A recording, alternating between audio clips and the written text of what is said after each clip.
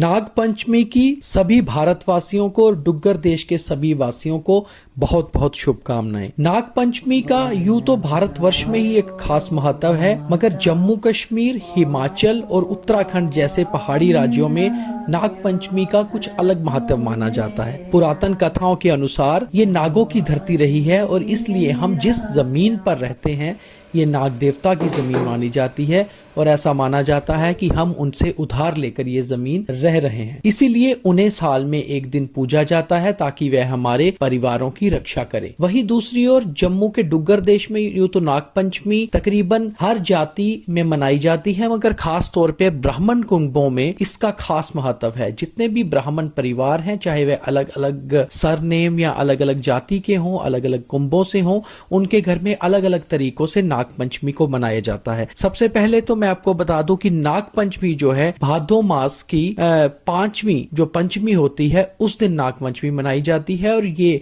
जन्माष्टमी के 13 दिन के बाद पड़ती है। चतुर्दशी के दूसरे दिन नाग पंचमी मनाई जाती है। नाग पंचमी मनाने की हर ब्राह्मण समाज में अलग अलग प्रथा है। खास तौर पर इस दिन पर कुछ अलग पकवान बनाए जाते हैं। बहुत सारे कुंभे ऐसे हैं जिनके रसोई घर में नाग लिखे जाते हैं, जिसमें 13 नागिनें, एक नाग देवता और एक क्रोंकल, यानी कि नाग परिवार के जितने भी लोग हैं उन्हें चावलों की पेस्ट बनाकर उससे बनाया जाता है और उसके बाद कंडोली के पत्तों से साफ सफाई करके उसे लिखा जाता है। इस दिन जो खास तौर पे प्रसाद में व्यंजन बनते हैं उसमें मैदे के क्यूर, चावलों की खीर, चावल और दही की मेरी, आटे की चूरी, आटे के फुलके और कनक की कुंगनियां खास तौर पे मानी जाती हैं। जबकि चरणामृत में दूध, दही, गंगा जल, शहद को मिक्स करके पूरे घर में पूजा अर्चना के बाद छिड़का जाता है और उसके बाद उसी चरणामृत को सभी मेल मेंबर, केवल जो कंचके हैं, जो परिवारों की जो बेटियां हैं, उनके अलावा सभी पीते हैं। वही दूसरी ओर एक खास तौर पे जो प्रथा मानी जाती है उसमें एक दया भरने की प्रथा है। दया भरने की प्रथा ये रहती है कि घर के जो बड़ी औरत होती हैं वो